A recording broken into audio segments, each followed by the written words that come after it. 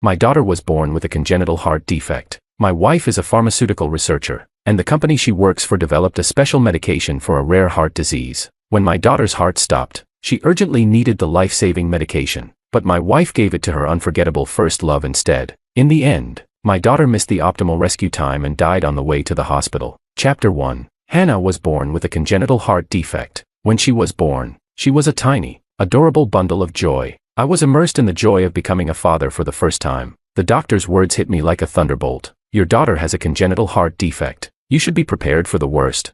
Just after being delivered via C-section, my daughter was rushed to the neonatal intensive care unit. Through the thick isolation door, I saw my daughter lying quietly in the sterile incubator. Her dark, curious eyes were observing this new world. At that moment, I silently vowed that no matter the cost, I would ensure my daughter survived. Hannah started undergoing heart surgeries from the age of 2. At such a young age, she endured hardships that her peers never experienced. My wife, Rena Lynn, is a pharmaceutical researcher. Their company developed a special medication for heart diseases that has won multiple medical patents domestically. Although Hannah's surgeries were successful, she couldn't run and play like other children. I gave her a heart rate monitor watch to keep track of her heart's condition. Over the years, I worked tirelessly, earning promotions and salary increases. I had already spent over $1 million on Hannah's treatments, but I had no regrets. My biggest wish was for my daughter to grow up healthy and happy. My wife worked at a pharmaceutical company, and her job was relatively easy. She spent a lot of time with Hannah and was knowledgeable in pharmacology and emergency measures. Recently, our nanny took leave for personal reasons, so Hannah was being looked after by her mother. When I received a call from Hannah, I was working overtime at the office. Her heart rate monitor was sending out continuous alarms, followed by her faint, intermittent voice. Daddy, my chest feels tight. I can hardly breathe. My heart leapt into my throat. I grabbed my car keys and rushed home. Where's your mother? Hannah was sobbing softly, terrified. Mommy went out. I'm alone at home. My mind went blank. How could my wife leave our daughter alone at home in her condition? I had no time to question my wife, so I drove home recklessly, running red lights along the way. Recently, my wife's unforgettable first love had returned to the country, and she had been acting like she had lost her soul. Her attention was no longer on our daughter, nor on me. When I finally reached home, I found my daughter's small body curled up on the floor, her face pale and lips bloodless. She groaned in pain. Daddy, I feel so bad. I can hardly breathe. Her heart rate had reached a dangerously high 120. I quickly carried her to the bed and performed CPR. Despite my efforts, her condition did not improve. I searched the house for the life-saving medication but couldn't find it. Panic set in, and I shakily called my wife. As expected, she mercilessly hung up on me. Chapter 2. After much difficulty, the call finally connected, and my wife's impatient voice came through the phone. Oscar Wu, can't a married person have some personal space? I'm very busy right now, and I don't have time for your nonsense. Hearing my wife's distant words made my heart ache uncontrollably. I tried to suppress my anxiety. Are you with Makoto? Rena became instantly furious, her privacy exposed. Makoto got hurt. Can't I come to see him? I couldn't help but let out a bitter laugh. So you just abandoned our daughter to see your unforgettable first love? Rena's tone was urgent. Makoto was racing on the street and got hurt. It seems his heart is also having problems. So I rushed to bring him the medication. Her words were piercing, and I interrupted her. So you took our daughter's life-saving medication? She snorted in displeasure. Oscar, would you only be happy if Makoto died? My heart felt tightly constricted. Taking away our daughter's life-saving medication will kill her. I can't reason with someone as narrow-minded as you. Goodbye. Before I could finish speaking, my wife had already grown tired of the conversation. Without hesitation, she hung up the phone. My daughter's condition was critical, but the ambulance had not yet arrived. Daddy, Hannah can hold on. Let's not disturb Mommy. If we disturb her, she will be angry. I told a kind lie. Mommy is just too busy to come. You are her treasure. She would never abandon you. Hannah's heart rate wouldn't come down, and her face was growing paler by the minute. Every minute of delay increased the danger for my daughter. In my panic, I kept calling my wife over and over again, but she not only refused to answer, she eventually turned off her phone. Hearing the automated message that the phone was off, I felt as if I had fallen into an ice pit. The chill spread from my feet to every part of my body. Hannah's face turned blue, and she showed signs of cardiac arrest. The ambulance arrived and rushed her to the hospital. Doctors and nurses took turns performing CPR on her, but Hannah never regained a heartbeat. In the end, my daughter died on the way to the hospital. Watching my daughter with no pulse or breath, I cried my heart out. I watched helplessly as she died before my eyes, her body gradually growing cold. I couldn't fathom that my beloved daughter had left me forever. Father and daughter were now separated by life and death. The doctor pronounced her dead, recording the time of death with a heavy hand. I collapsed helplessly at the door of the emergency room, my mind a blank. Even after Hannah's death, my wife Rena's phone remained off. Her mind was on Makoto, not caring about our daughter's fate. Hannah had always been considerate, fearing she was a burden to us, living cautiously every day. Even when her mother abandoned her and took her life-saving medication, she never blamed her. This kind little angel left her loving daddy behind and went to heaven alone. I returned to an empty home in a daze, smoking one cigarette after another on the balcony. At dawn, she still hadn't come back. It wasn't until 3 a.m. that she finally returned home. Chapter 3. Why was your phone off? Afraid I'd interrupt your reunion with Makoto. Rena reacted violently to my questioning. Oscar, Makoto and I are innocent. Stop slandering us. I sneered. Hiding your whereabouts and meeting him is innocent. Being alone together is innocent.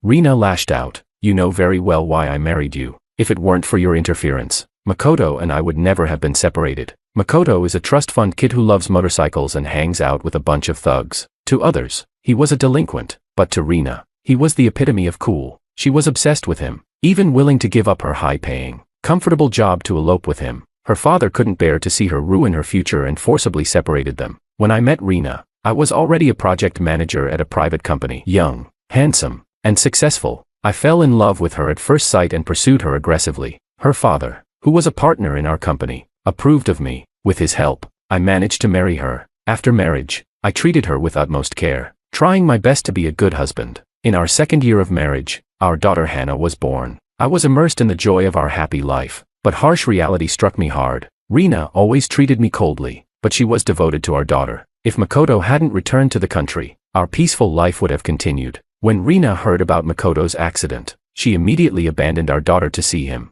As she left, she took the life-saving medication with her. Hannah couldn't be left alone, yet Rena abandoned her. While our daughter was in distress, my wife was worrying about her unforgettable first love. When our daughter died, Rena was by his side, never leaving him. Upon returning home late at night, Rena didn't ask a single word about the daughter she had abandoned. Our daughter, whom she carried for 10 months, risking her life to give birth to. I screamed at her. Is Makoto so important that he's worth more than our daughter's life?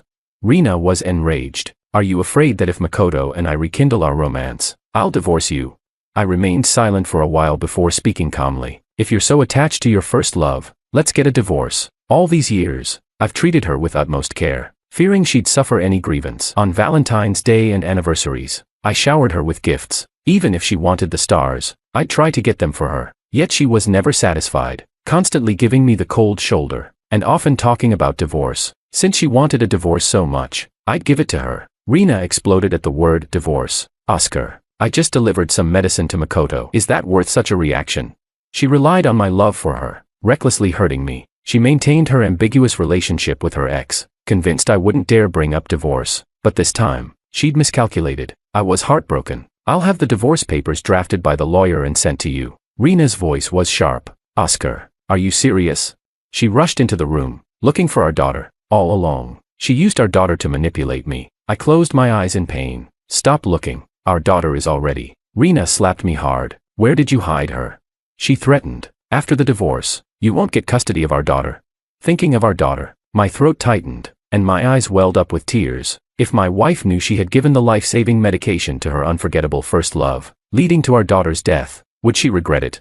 Chapter 4. My wife was convinced I was hiding our daughter and took me to court with a lawsuit. That night, we had a huge argument, ending on bad terms. She ignored our daughter and left the house in the middle of the night. Worried about her safety, I quickly drove out to follow her. She didn't go to her friend's house but instead knocked on the door of her unforgettable first love's home. The sight that greeted me left me frozen in place. My wife, Rena, was sweetly nestled in Makoto's arms, complaining about me. Oscar, that bastard, used every trick to force me to marry him, and now he wants a divorce. She cried pitifully, looking so delicate and sorrowful. Makoto held her closely, comforting her. Marrying you is his blessing from a past life. He's a fool for not appreciating it. Divorce him then. Rena wiped her tear-streaked eyes, looking obsessively at the men before her. If my father hadn't forcibly separated us, we wouldn't have been apart. Makoto's eyes were also red. I regret not holding on, letting Uncle Lin break us apart. Every day without you has been like living in hell. I couldn't deceive my heart, so I flew all the way back to find you. Their gazes locked, and the atmosphere grew increasingly intimate. The next second, They were kissing passionately. This scene deeply pierced my eyes, betrayal cutting into me like a knife. No matter how many years had passed, Rina would always choose Makoto over me. 5 years of marriage now seemed like a ridiculous joke. I naively thought that daily companionship would gradually make her love me. Now, it seems I was only fooling myself. Only now do I understand what it feels like to be heartbroken. Catching them in the act, I should have stormed in and slapped my cheating wife, but reason told me to control myself and stay calm. After all, she was the woman I had loved for so many years. I decided to give her one last shred of dignity. Returning home in despair, my mind was filled with images of my wife's betrayal. I let out a low growl, slamming my fist into the wall, my knuckles bleeding.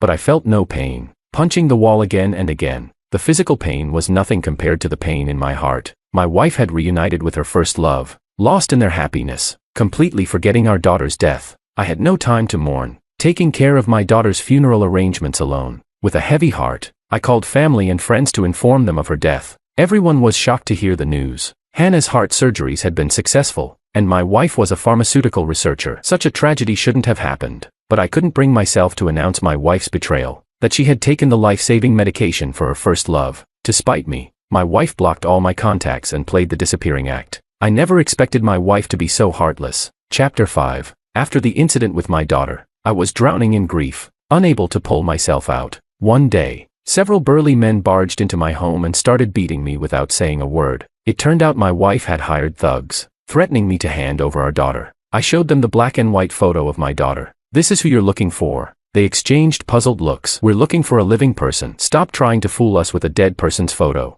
They searched every corner of the house but couldn't find who they were looking for. In the end, they left disappointed. That night, my wife, who had been missing for days, finally returned. Rina threw the divorce papers in my face, saying with disgust, "I've signed the divorce papers. Now, give me back my daughter."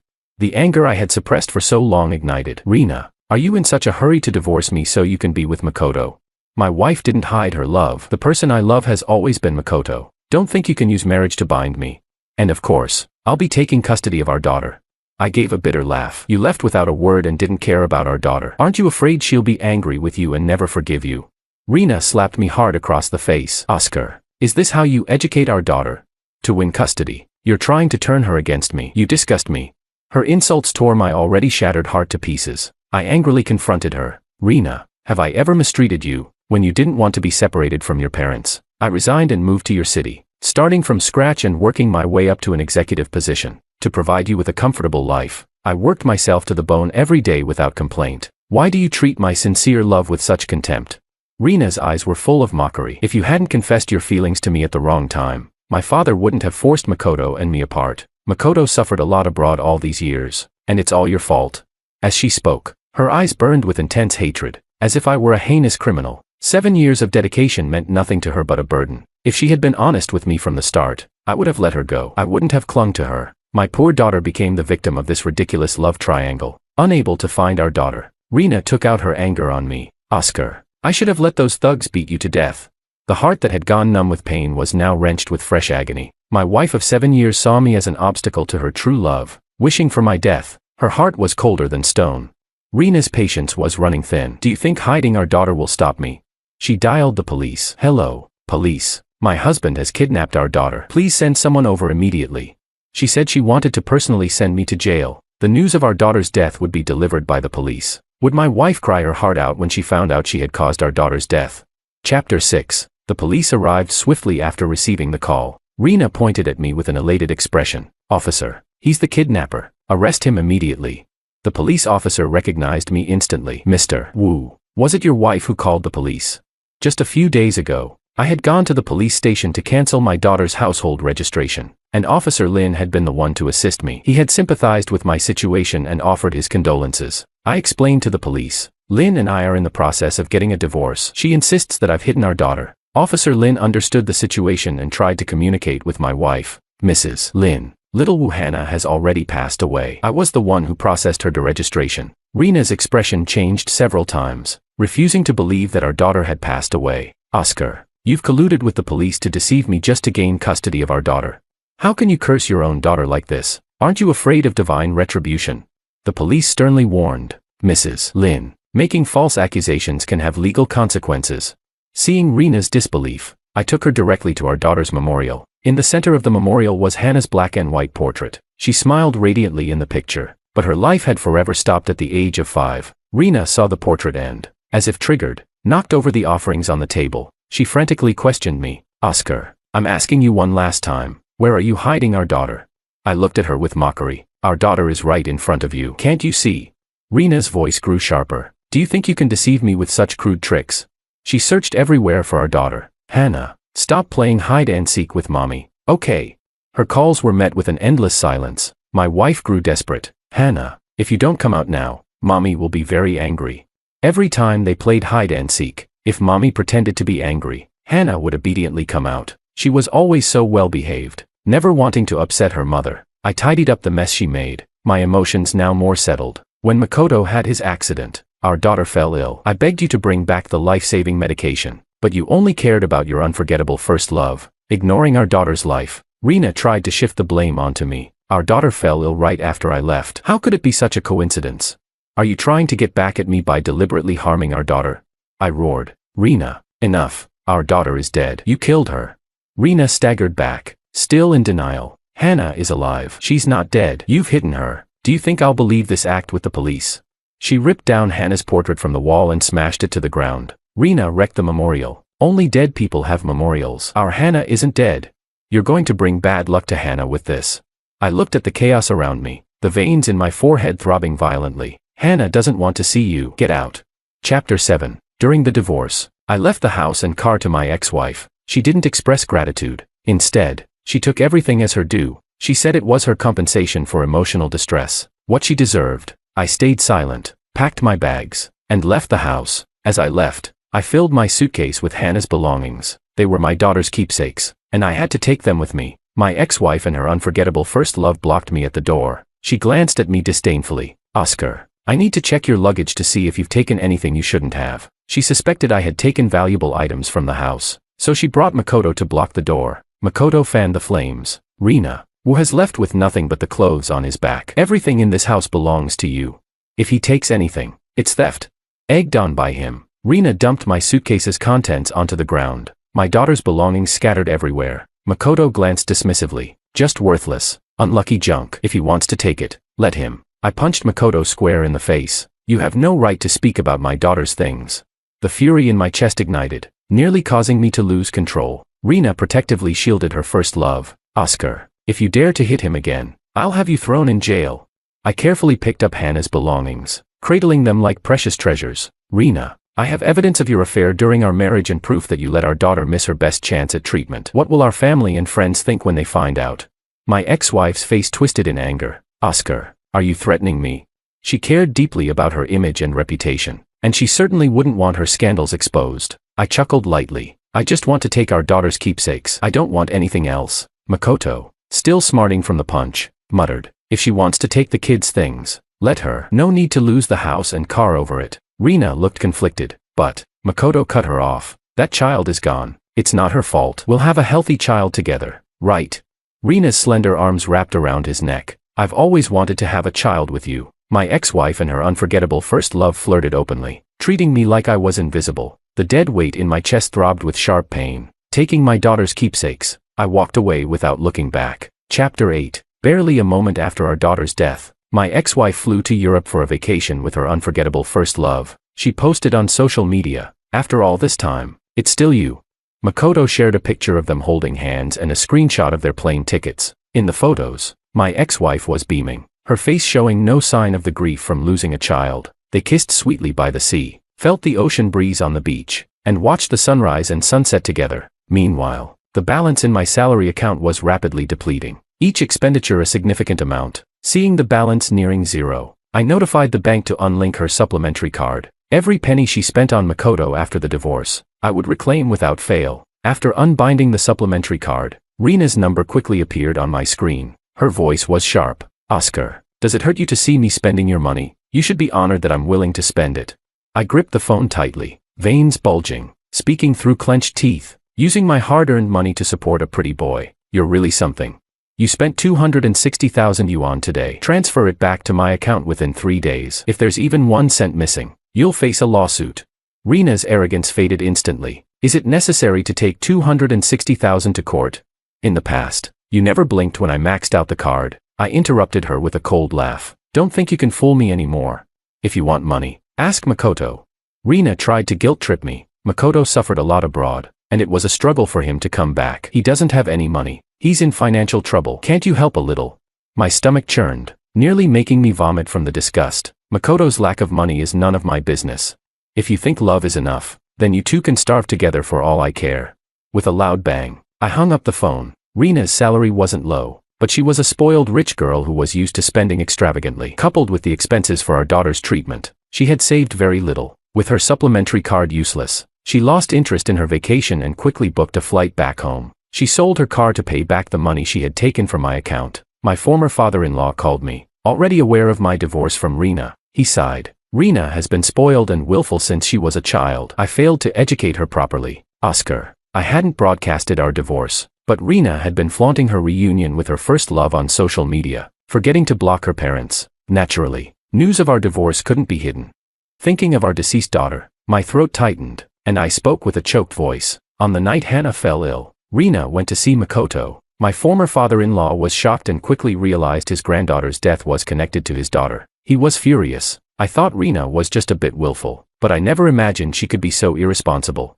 Not long after my call with Mr. Lin, Rina's call came through. She was full of resentment. Oscar, you must have slandered me in front of my dad. Now he wants to sever our father-daughter relationship.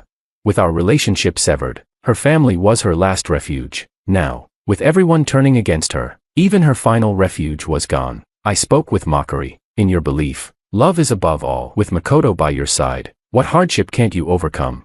Rina tried to comfort herself. Even if Makoto is a pauper, I'll stand by his side. Even if we have to drink spoiled soup and eat pickled vegetables, life will be sweet. I smirked. Then I wish you happiness. Chapter 9. On the grassy field, a girl played joyfully, a sweet smile on her face. Her eyes were bright, brighter than the stars in the night sky. When my daughter passed away, I made a bold decision. I donated her corneas to a little girl who had lost her sight in a car accident, helping her regain her vision. She would see the world for my daughter, experiencing its wonders and beauty. Although my daughter was gone, she remained in this world in a different way. Whenever I missed her, I would visit the little girl who had received my daughter's corneas. The little girl ran up to me, her dark, bright eyes blinking. Uncle, why do I feel so sad when I see you? I gently stroked the girl's cheek, as if my daughter were still beside me. She had my daughter's corneas and seemed to share her emotions. The little girl hugged me. Uncle, I don't know why, but I suddenly want to hug you. I held her tightly. Sweetheart, promise me you'll live a happy and joyful life. The girl nodded with understanding. Uncle, even though I've never met you before, you feel very familiar to me. Will you come to see me often? Her adorable manner made me smile. Of course I will. She hooked her pinky with mine. Then let's make a promise you can't break. A young, beautiful woman came running over, out of breath. Her name was Isabel, a single mother. She recognized me immediately. Mr. Wu, it's you. I felt a bit embarrassed. Miss E, I came to see Emmy. I hope I didn't disturb you. Isabel was very courteous. You donated your daughter's corneas, giving my Emmy the chance to see again. I'm eternally grateful. Her daughter had been injured in a car accident, and her heartless husband refused to pay for the medical expenses, even asking for a divorce. I had been betrayed by my wife and lost my daughter, now alone as well. Perhaps our shared misfortune made us feel like kindred spirits. Meeting too late. Isabel's tears fell like pear blossoms. Mr. Wu, you must be a loving person. Emmy is very lucky to have someone like you, who is selflessly giving, to regain her sight. Her eyes were full of gratitude when she looked at me. I felt a myriad of emotions. Miss Zhuang, you must love your daughter very much. Emmy is lucky to have a mother like you. If only Rina had loved her daughter as much, the tragedy might never have happened. Would my daughter have resented her mother as she left this world? Isabel's almond-shaped eyes curved into a smile. Mr. Wu, if you're willing, Emmy can be your goddaughter. You can come see her anytime you want. Her bright smile seemed to dispel all the gloom in the world, every expression lively and engaging. I watched her, realizing my sudden rudeness, and quickly looked away. We should ask Emmy what she thinks. Emmy jumped into my arms. Uncle, I like you. Can you be my godfather? Through the girl's clear and lively eyes, I saw Hannah's reflection. Hannah, let this little girl named Emmy live a happy life for you. Chapter 10. After the divorce, my ex-wife constantly flaunted her sweet daily life with Makoto on social media. When she was with me, she enjoyed delicacies like bird's nest soup and shark fin. Now, with someone else, She was living on simple meals. She posted, "Love makes even simple meals sweet and fulfilling."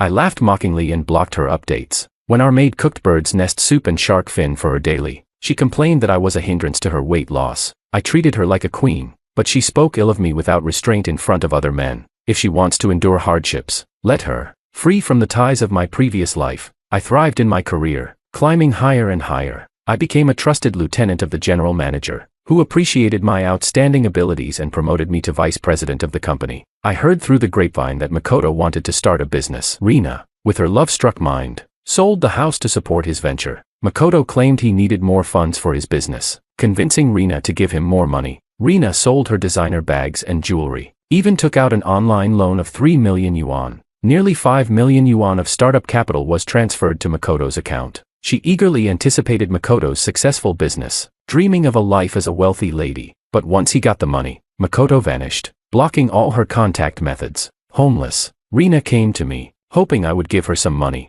Even though Makoto had taken everything from her, she was still in denial. Makoto must be working on a big secret project. He just can't tell me right now. He loves me so much. How could he deceive me? I sneered. If he's so great, why are you here asking me for help? Rina shamelessly asked. Lend me 50,000 yuan. I'll pay you back when I have the money. You make over 1 million a year. Can't you spare 50,000? Seeing my indifference, she grew desperate. We were married once. Can you really bear to see me homeless? I looked at her coldly. Rina, isn't your current situation your own doing? We're divorced. Your well-being is no longer my concern. Rina clung to my sleeve, looking pitifully at me. I have nowhere else to go. Can you at least let me stay the night? If you don't help me, I'll have to sleep on the street. In the past, a few soft words from her would have made me do anything for her. Even if she asked for my life, I wouldn't have hesitated. But she had worn down my love, leaving me completely disillusioned. I coldly shook off her hand. Rina, even if you starve to death on the street, it's your own fault.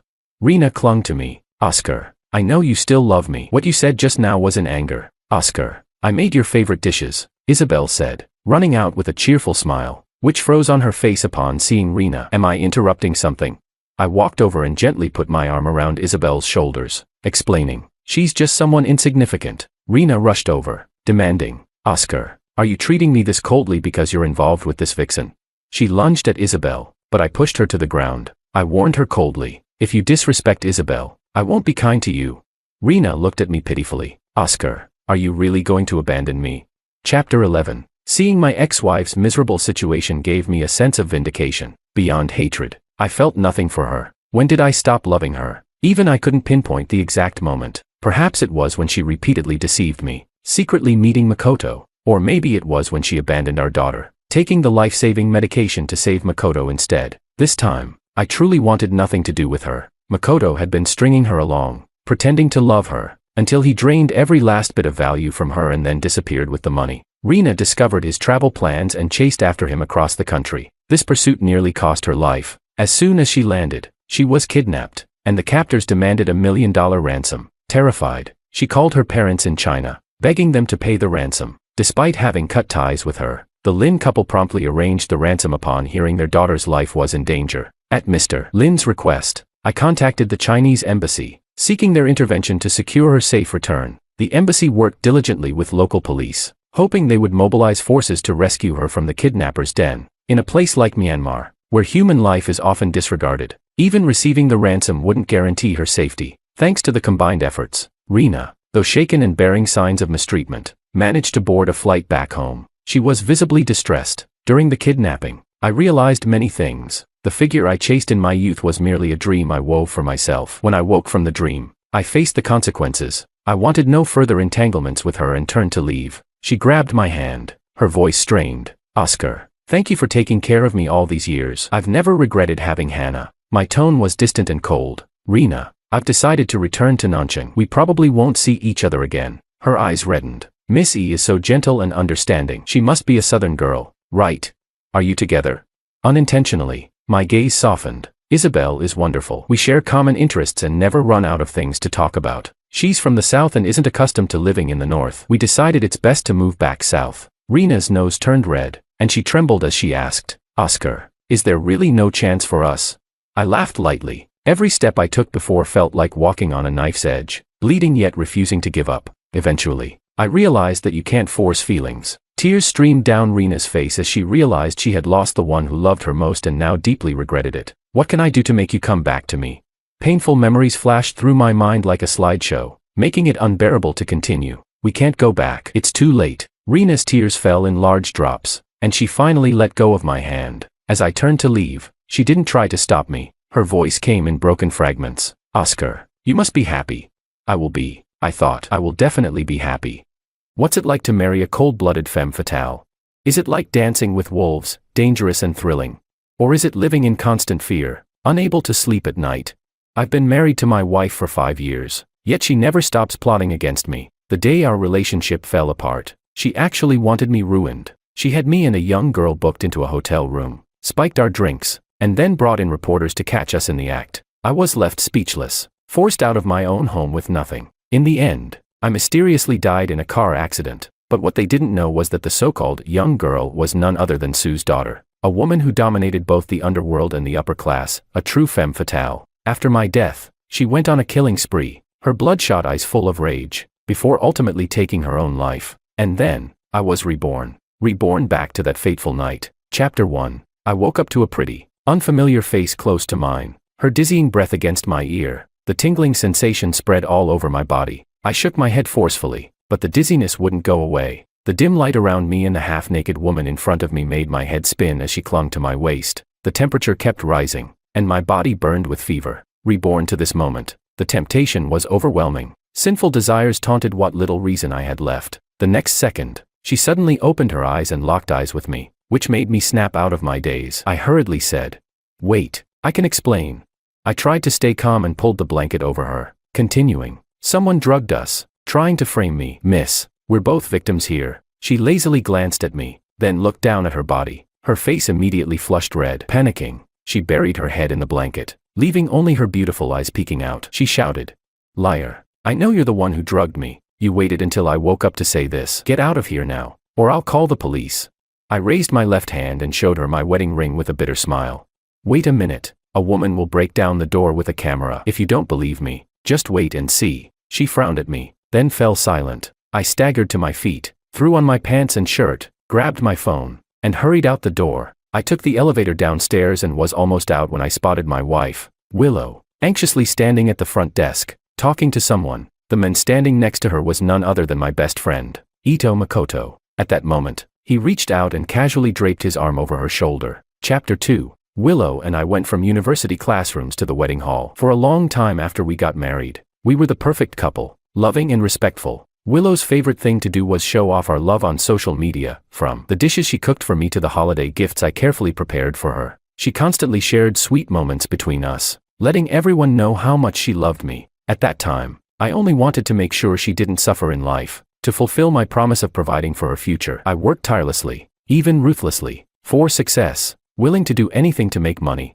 Everyone thought I had it all, a successful career and a virtuous wife. Even I, lulled by comfort, slowly lost my guard and became complacent. What I didn't know was that Willow was the true cold-blooded femme fatale. She meticulously planned the whole catching me cheating scheme, starting with the deep feelings of a loyal wife, ending with the actions of a heartless man. The humiliating memory of that day was now a shattered piece, a work dinner, Makoto's treasured bottle of wine, the look he gave his female colleague, the unrefusable toast, and the bold woman who walked into the wrong private room and immediately punished herself with 3 shots. It was just a small glass of wine. Yet that night, I nearly blacked out. All I remember is desperately craving the scent of a woman's pale white body. Even when the door was kicked open and Willow slapped me across the face, I felt numb, indifferent. It felt like an absurd dream, until I woke up. And then, the war began. Chapter 3. Photos and videos scattered across the internet. Thousands of comments begging for more images. The pressure of public opinion and online abuse cost me my job, one that I had fought for years to build, and the marriage I cherished the most. The harsh reality didn't give me a chance to regroup. A sudden car accident took my life away. In my dying moments,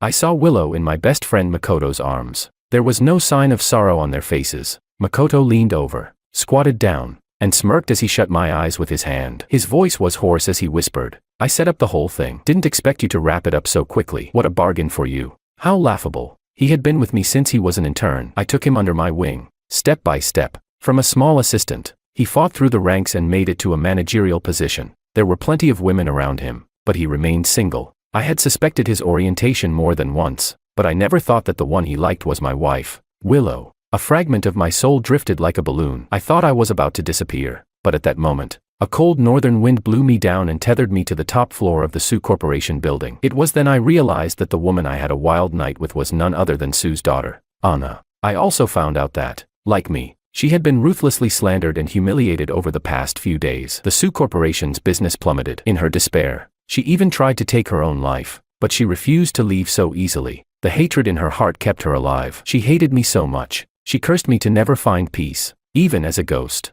I guess that's why I couldn't leave. But after discovering the truth, she, along with me, embarked on a path of wild revenge. Makoto got hooked on gambling, and Willow contracted an illness. When the dust finally settled, she poured 2 glasses of wine on my grave, one filled with the wind, the other taken away by it. But no one could end up unscathed. At the moment when hatred vanished, she lost all reason to live. A southern wind suddenly picked up on the rooftop, and that was my final attempt to hold her back. But in the end, I couldn't stop her. Just before she hit the ground, I was reborn. Chapter 4. Thoughts began to settle. I stumbled out of the hotel's side door. Anna was probably still dressing, unable to catch up with me in time. And this time, Willow wouldn't be able to capture any evidence. I hailed a cab home. In the car, I opened a food delivery app and ordered a mix of meat, eggs, and vegetables. Time for my performance to begin. As expected, Willow called. Her voice was filled with restrained frustration as she asked, "Where are you?" I controlled my tone and replied gently, "I'm home." "Sweetheart, what's up?" There was a pause on the other end. Then she said, "I couldn't find you at the company. Makoto's here, so I asked him to take me home." After hanging up, I emerged from the bathroom. I threw up 6 or 7 times before my dazed mind cleared a bit. By the time Willow came home, I had already started cooking. She looked at me, suspicious, and asked, "How are you making dinner?" "Makoto said you went out to a gathering." Makoto, walking in behind her, greeted me with the braised food in his hand. I gave him a subtle glance, and as usual, he smiled and played along. He said, "Sis-in-law, George must have missed you. He really knows how to care for people." At that moment, I couldn't help but admire him. A person's acting skills can really be flawless. On the surface, Makoto was respectful, even reverent toward me, but in reality, he was full of malice. I suddenly wanted to know how far things had gone between Willow and him. After all, in my memory, Willow hated him. She had clearly said that Makoto was immature, like a little brother in everything he did, and she didn't see any point in me continuing to mentor him, completely a waste of time.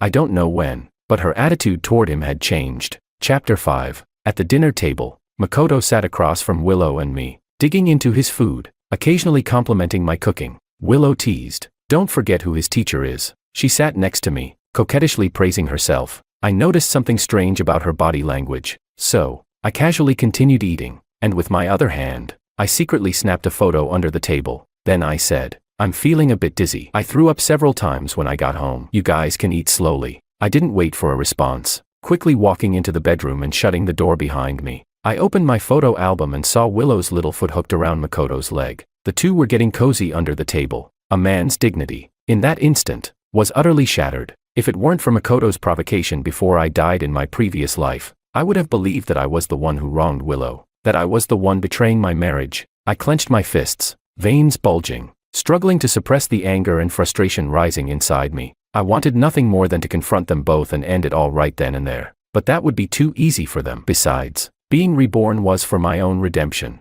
not to dive back into the abyss. I pondered for a long time before coming up with a devious plan. I lay in bed pretending to sleep until Willow finished her shower and lay down beside me. I pretended to wake up, then reached my hand along her curvy body. She quickly pressed my hand down and whispered, "Honey, no, it's my period." I withdrew my hand and placed it gently on her stomach, looking at her with sincere concern. "Does it hurt? Should I make you some soup?"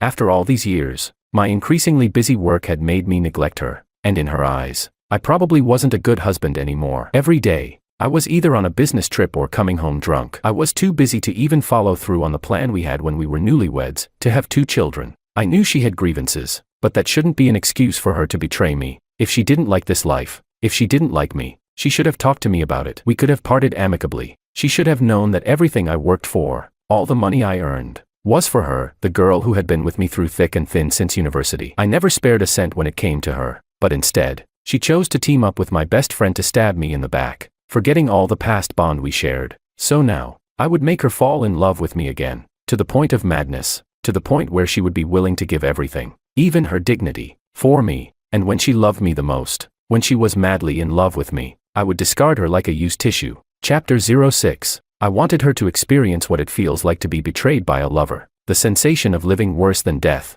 I gently stroked her abdomen, while my other hand wrapped around her, and I gazed into her eyes as I asked, "Do you feel a little better?" Her body was stiff, but her tone softened considerably. She replied, "Yes, thank you, darling." Her voice still felt distant, and I suspected she had promised something to Makoto, which was why she was so resistant toward me. The next moment, I kissed her forehead gently and said, "Wife, I've always neglected your feelings, and it's my fault. Now I realize that nothing is more important than you. So, I'll let Makoto handle the business trip next week, and I'll stay and spend time with you." She furrowed her brow, as if struggling for a moment, but still said, "But darling, Makoto's abilities are not as good as yours. I think it's better if you go instead. Don't delay the important matters. Don't you agree?" I smirked inwardly, but my face remained full of indulgence. I said, "Be good, darling. I've got everything planned. Trust me." Afterward, I stood up from the bed and wiped my mouth in a place where she couldn't see. The kiss, after knowing the truth, only made me feel disgusted. A while later, I brought the brown sugar water I had made and opened the door to the room. I crouched by the bed and said,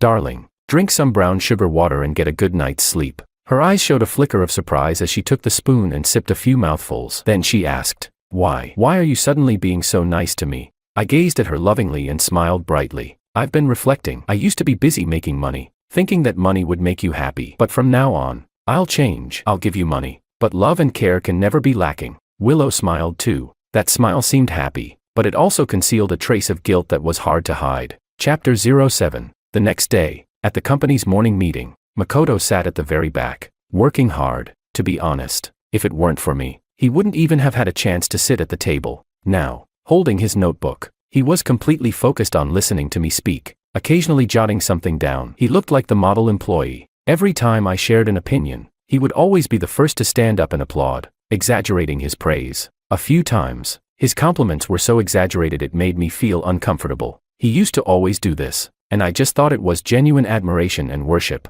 Although it was a bit awkward, I tolerated it. It wasn't until now that I noticed the other colleagues' faces always seemed so unnatural. At the end of the meeting, I reassigned his tasks. Smiling, I said, "Makoto, quickly prepare the materials and book the tickets. This business trip is your chance to showcase your abilities." "No problem." "Right," he replied. "Wait, George, am I going alone? What about you?" He stared at me, confused. I tapped the table and said, "If you have any difficulties, feel free to bring them up, but handle them yourself. By the way, at the company, there's only Mr. Wong, not George. Next time, it's better to think before you speak." My cold tone made him feel somewhat embarrassed. The colleagues exchanged glances and whispered. Makoto gritted his teeth and responded quietly, "Okay, Mr. Wong." As soon as I returned to the office and sat down, he knocked on the door, holding a cup of coffee, and with a flattering tone, he said, "Mr. Wong, about last night. It should have been me who took you home, but I had a terrible stomachache and had to rush to the bathroom. When I came back, you were already gone. You're not mad about this, are you?" Seeing through his clumsy attempt at flattery, I smiled as I took the coffee.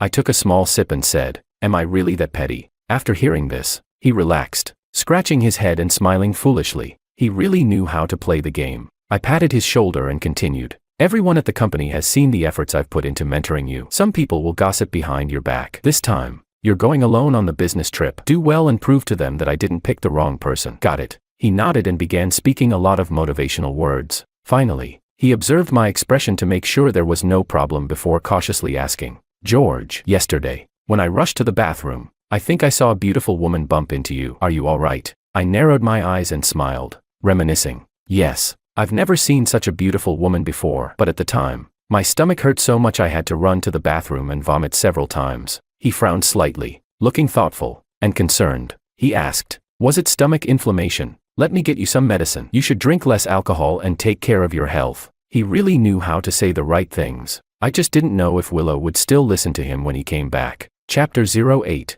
While Makoto was away on his business trip for a month, I began to think about the reasons behind the change in my relationship with Willow. I used every means to win her over again. I invited her back to campus, walking together under the lush banyan trees, walking leisurely beside her. I gently nudged her shoulder and said, "Willow, I heard that many boys are pursuing you. Should I start lining up for the chance?" The woman, bathed in light and shadow, seemed momentarily dazed. Then, in a playful tone, she pouted and said, "You really know how to talk. I'll reward you with 50 cents. I took the opportunity to hook her arm with mine. Our fingers interlaced. In the stillness, it felt as if time paused for a few seconds. I could see the faint smile in her eyes, and the subtle intoxication. Not only that, I also took her to amusement parks, popular tourist spots, and trendy restaurants. I even carefully learned about good photo angles online. I took treasure-like photos of her, perfect for her social media posts. With my meticulous care and companionship, our relationship quickly reignited. We walked in bustling crowds, and she would actively link her arm through mine,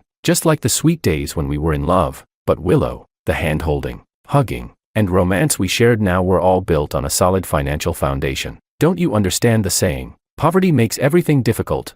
I used your love as my motivation to work hard, to provide the life you wanted. Marriage is not just about staying in a bubble of constant love. It's trust, growth, and testing. Willow still occasionally showed subtle expressions as she replied to messages beside me. At the dinner table, when I reached for a napkin, she suddenly reacted protectively, clutching her phone and awkwardly explaining, "It's my best friend, the one you know. She's been in a bad mood recently, sending me long texts to complain. I can't ignore them. Can you understand, darling?" I knew very well who she was talking to. I pretended to reach for her phone and said, "Just reply quickly. I'll help you." She hurriedly hid the phone behind her back, smiling awkwardly. "Darling, you wouldn't understand the secrets between women." And then, as if to reward me, she planted a quick kiss on my cheek. How unlucky. Chapter 09. Sure enough, after some time, Willow's attitude toward me improved a lot. The frequency of her chats with that so-called best friend on her phone also gradually decreased. Clearly, Willow's neglect had made that so-called best friend somewhat upset. She sent Willow some photos of the two of them from the past,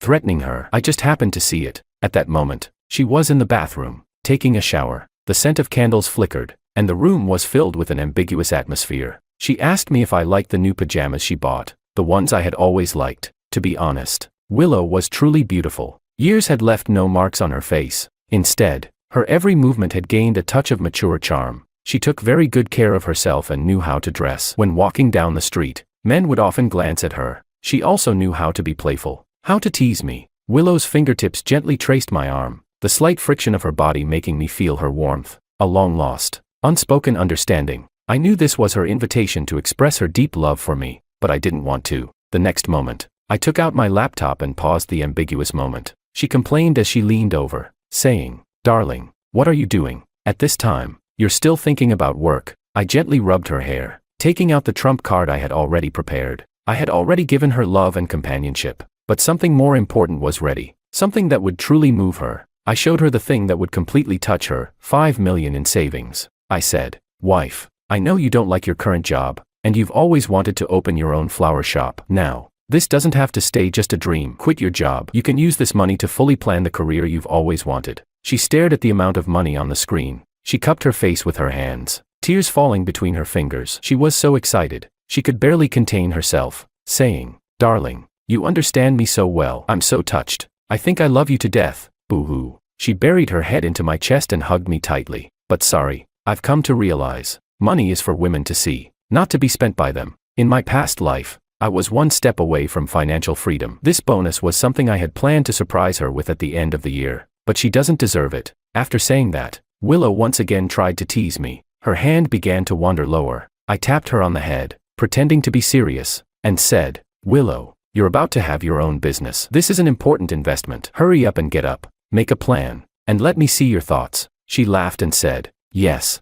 Mr. Wong." With that, she confidently spent the entire night writing a plan at the desk. As for me, I slept soundly. Chapter 10. When Makoto returned, he had gotten much darker and looked very haggard. Though the process wasn't smooth, he still barely managed to complete the work. I specially praised him during the meeting. He grinned widely, saying, "Not at all, not at all. It's all thanks to Mr. Wong's excellent teaching." I smiled and didn't respond. After work, I arranged a special dinner for him, and all the department colleagues were there. Of course, I also invited Willow. Makoto said, "As you all know, the client had a lot of unreasonable demands. I often had to stay up all night revising the plans. I really couldn't tell day from night. And every time I closed my eyes, I just wanted to go home. But then I thought of the company, of us all working hard together for this big family." Makoto spoke passionately, holding his wine glass at the dinner table, almost giving an award speech instead of sharing his work experience. Willow, dressed in a light blue gown, sat next to me. The dress made her skin look like snow, and her face was even more exquisite and pure.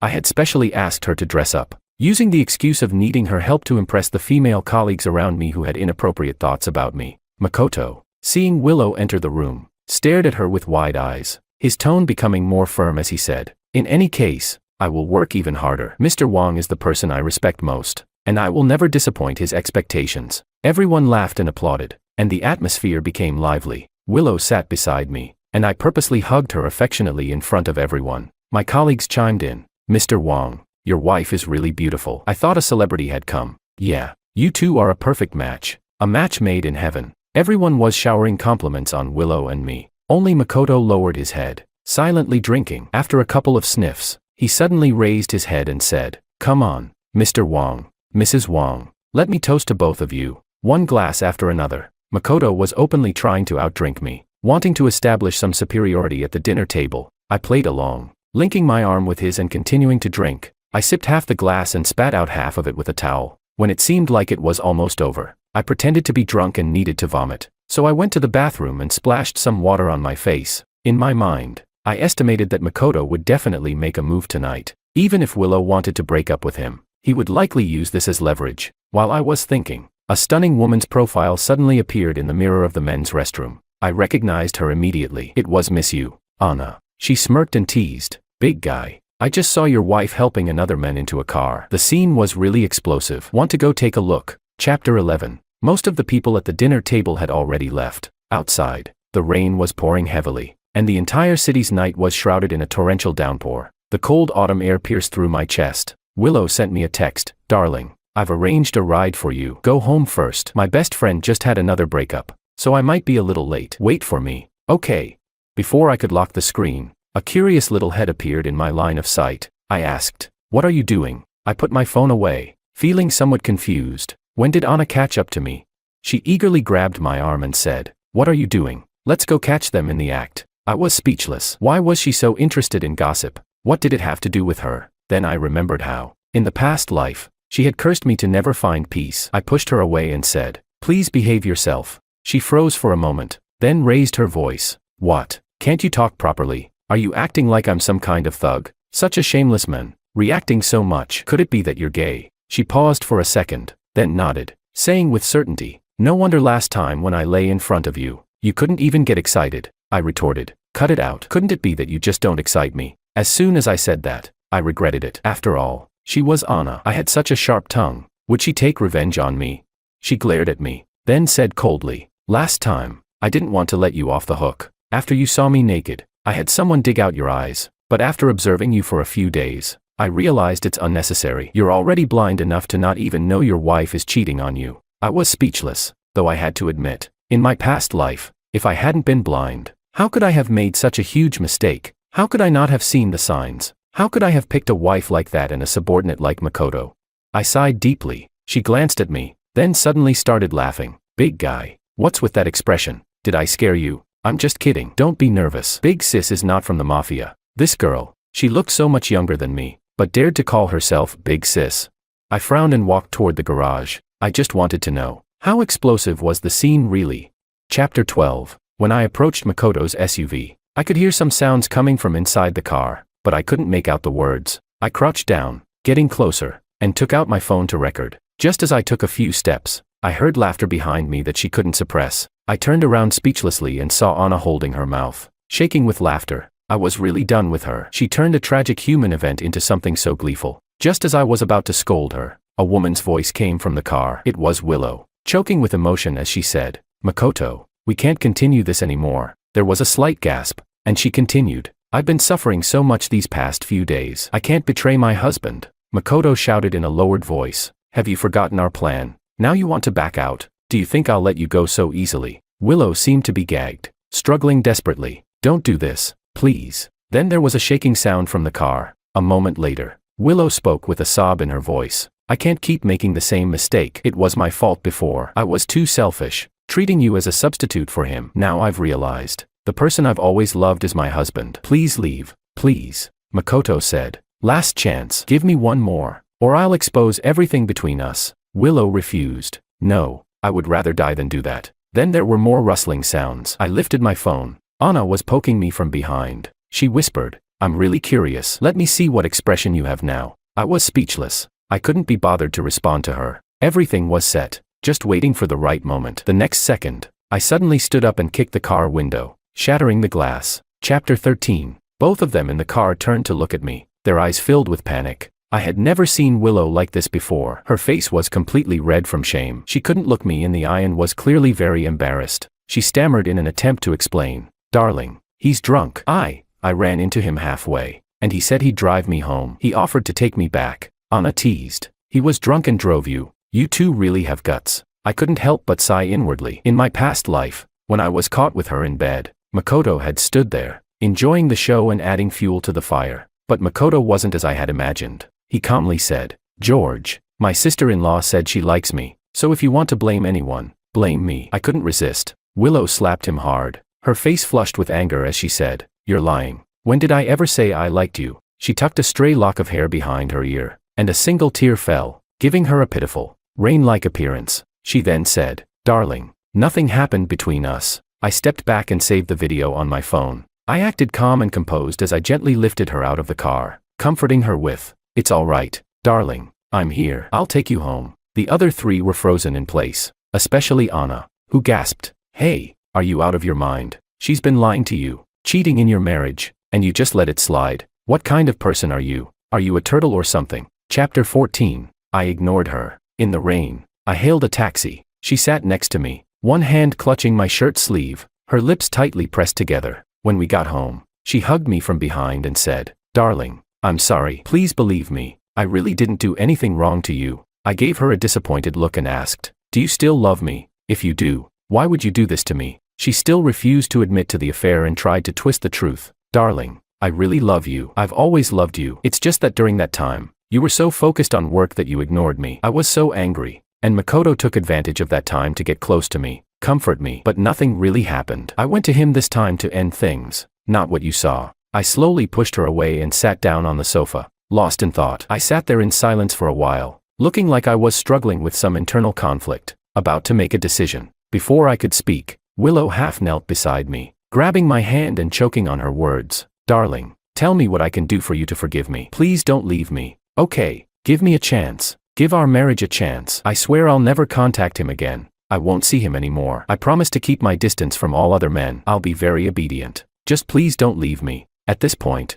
it was crucial to guide her slowly, giving some unclear hints to make her believe there was still a sliver of hope. When someone is in this desperate situation, they will grasp that last straw. I sighed and gently touched her hand, asking, "Willow, I don't know if I can trust you again. You've lied to me so much. What kind of answer do you expect me to give? At this point, please just tell me, did you really do nothing wrong to me? If you still can't tell me the truth, then all the little hope I had left for you will vanish. And how can I face you, forgive you?" She trembled, looking at me with a mixture of fear and unease in her eyes. Deep inside, she was clearly caught in a whirlwind of endless struggle, but in the end, she surrendered. She closed her eyes, shaking her head, tears flowing uncontrollably down her face. Her voice trembled as she said, "I'm sorry." I was very satisfied but still pressed further. "Sorry for what?" She bit her lip. "I did something wrong to you. I've always believed that an apology must be rooted in honest words, because that's a signal, a memory in reality. Many times, we may know deep down that we were wrong, but we just refuse to admit the truth of that mistake. This inner conflict weakens the guilt, and the mind instinctively tries to fix the contradiction, choosing the conclusion that benefits us. It even distorts the truth when our will is at its weakest.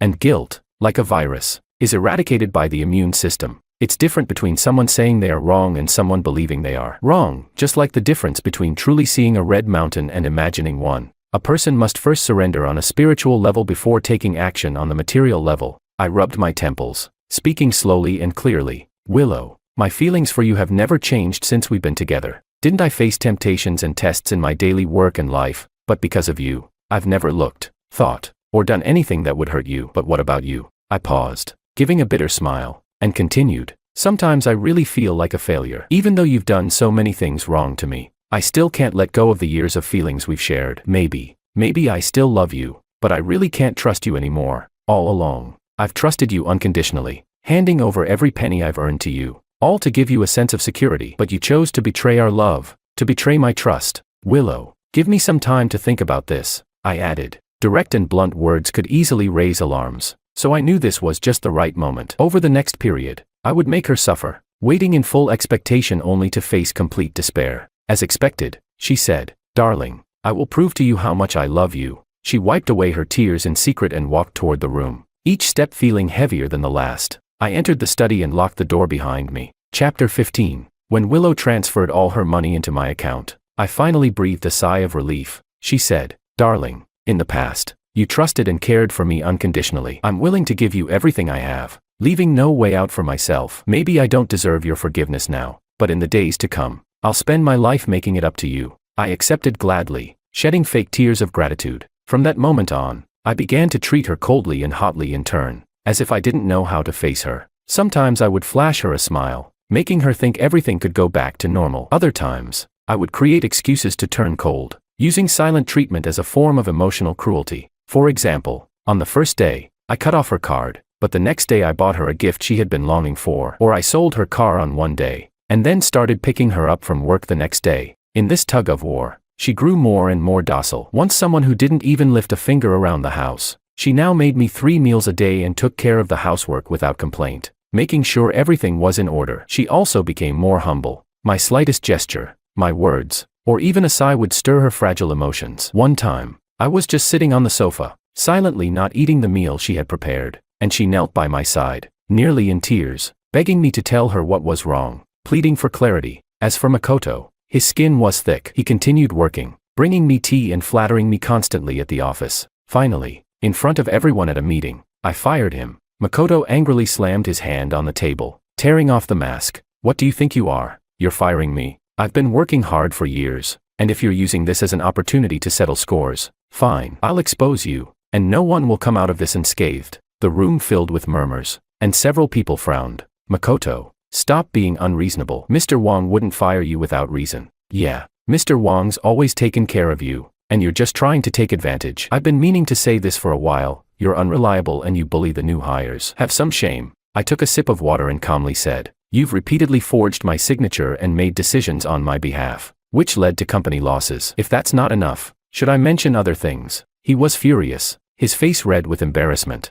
and he shouted, "You're talking nonsense. Those were just minor contracts. After all these years of working for you, are you saying I'm targeting you just because I slept with your wife?" The room went silent, and everyone turned to look at me. I raised an eyebrow and took out my phone, asking, "So, you're still in touch with her?" He gritted his teeth and nodded. "Of course, your wife can't get enough of me. She's been begging me to visit her at your place." I waved my hand for security to escort him out of the office. Dealing with someone like him required a different approach, while Willow needed emotional stimulation to be broken. Makoto, a scoundrel, needed to be dealt with ruthlessly. No room for hesitation. I saved the recording and continued with my plan. Chapter 16. The evening glow looked like a soft oil painting. Anna came to find me. I had taken some time off and was busy furnishing my new place. She teased, "Wow, you really have a devious mind. You've cleared out everything, moved your assets, and yet your wife is still sitting at the restaurant waiting for you to have a candlelit dinner." I had told Willow earlier that we would have dinner together. In reality, I had already arranged for the movers to quickly take my things away.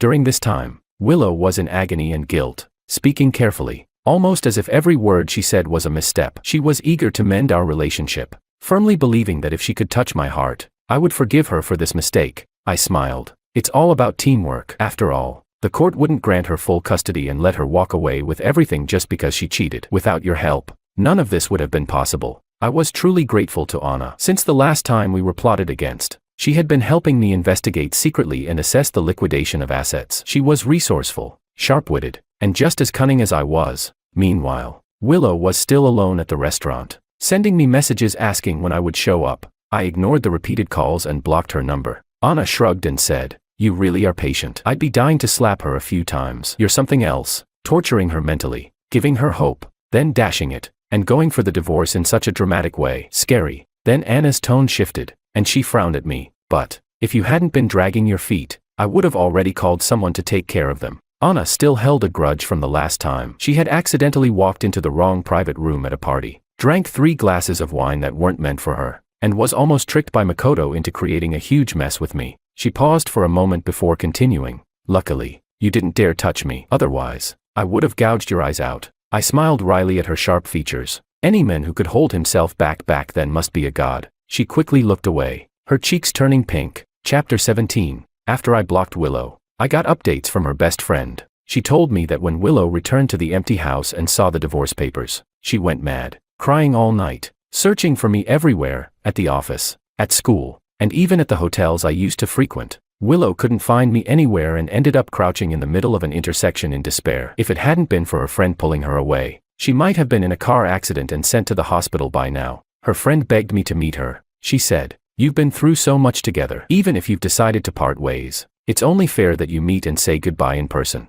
I refused. "I'll meet her, but only on the day of the divorce." Seeing that she couldn't change my mind, Willow finally agreed. On the day of the divorce, I met Willow. She was wearing large black-rimmed glasses, so her expression was hard to read. Her small frame stood by the side of the road, as if a light breeze would knock her over. She hoarsely said, "You finally agreed to meet me. I'll give you everything I have. I don't want anything in return. You can take the house, and if you want, you can even have my life. I just don't want to divorce. Please don't leave me." I shook my head. "Willow, it's over." She was silent for a moment, and then tears started to fall from her pale cheeks. She said, "I just want to hear you say that you don't love me anymore." I replied, "I don't love you anymore," I answered quickly, firmly. It was as if the last bit of strength had been drained from her. Her body wobbled slightly as she slowly walked alongside me. I thought she would resist, refusing to sign the papers, but she didn't. She signed the divorce agreement, agreeing to the condition of walking away with nothing. As she sat on the bench, waiting to be called, she removed her sunglasses. Her swollen eyes gazed blankly into the distance, and she said, "If I could turn back time, I would never make this mistake, but there are no ifs." After signing the papers, I felt a strange sense of relief. Willow was still by my side. I should have restrained my excitement, but unfortunately, she noticed my mood, and her eyes reddened as she said, "Do you really hate me this much? Why won't you even give me one last chance?" I sighed and spoke softly. "I gave you a chance, but you didn't cherish it." When Makoto's recording played, her face drained of color. She repeated, "How could he say that? How could he say that?" Then a flash of madness appeared in her eyes. She grabbed my arm desperately, her voice shrill as she screamed, "Darling, he's lying. He's making it all up. I never contacted him." I shook my head in disappointment. "Willow, why are you still lying to me?" "I'm not lying. Please believe me, darling." I stood up, pulling her hands off me, my voice cold. "Willow, Makoto has already told me everything. Is this how you're proving your love for me?" Chapter 18.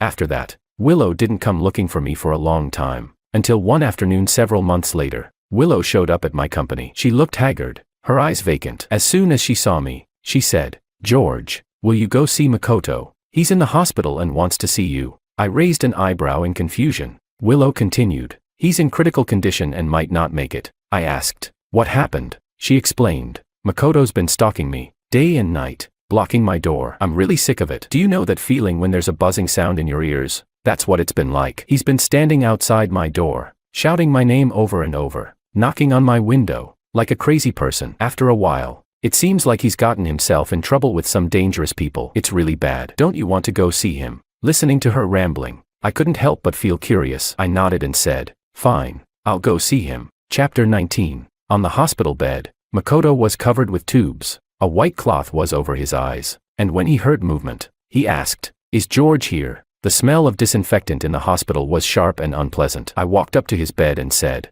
"If you have something to say, say it." He fell silent for a while before speaking slowly. "George, I'm sorry. I got lost in the moment. I used to admire you. I wanted to be as good as you. But I don't know when this admiration turned into jealousy. I was jealous of your ability at work, jealous that you have a beautiful wife." I kept thinking, how great would it be if Willow had chosen me? At that time, I didn't dare to think about it, but I went ahead and did it. I used the misunderstanding between you and her to orchestrate an accidental meeting, trying to win her over, and I was proud of it. You know, that sick satisfaction.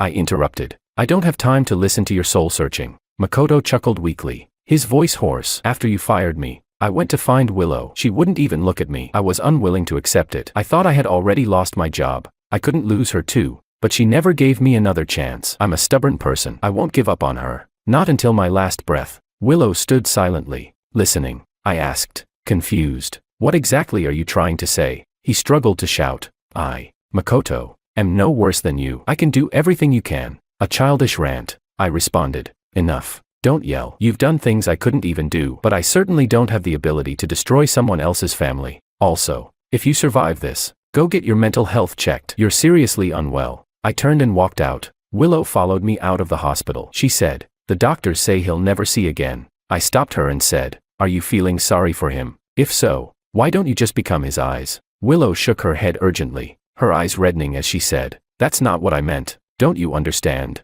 I'm just trying to prove to you that there's nothing between him and me. I want to prove to you that I'll do anything for you. I ignored her. She cried as she followed me, saying, please, don't be silent. You can scold me. I don't care. Why do you have to give me the silent treatment? Chapter 20. No sooner had she spoken than the sharp honk of a car sounded from the side of the road. A blue McLaren was parked, and Anna was sitting in the driver's seat, looking out at me. I left Willow behind without looking back and climbed into the car. She chased after me a few steps but stumbled and fell to the ground with a thud. Her cries grew louder, but I didn't pay attention. In the rearview mirror, Willow became more and more blurry until she was completely out of sight. Anna asked, so, how does it feel? Pretty satisfying, right? I knew she was doing it on purpose. Maybe she was feeling sorry for me. I sincerely thanked her. Thanks. Anna laughed lightly. What's the point of a thank you? You can start by paying me back the money you owe. I was puzzled. What money do I owe you? She smirked. Are you trying to dodge paying? Last time, you just put your clothes on and ran off, and I ended up covering the hotel bill. I chuckled. Was she really so hung up on the money? Fine. I'll transfer it to you, but can we just forget about this? Don't you find it a bit awkward? I said. At that moment, Anna and I shared an unspoken understanding, something like mutual transparency. She kept her eyes on the road, occasionally glancing at me. Yeah, it's a little awkward. I was so mad back then. I even thought about gouging your eyes out. But when I saw you sitting by the road that night, looking so hopeless and broken, I thought you were dying. I ended up softening my heart. I thought about it for a moment and replied, thanks for showing mercy. We drove in silence for a while, but I couldn't seem to find an answer to my thoughts. Anna's voice interrupted my musings. All right, we're here. She parked the car by the side of the road. When I got out, she called after me, winking as she said, get a good night's sleep. Consider it a reset for your life. And don't forget, you still owe me a drink.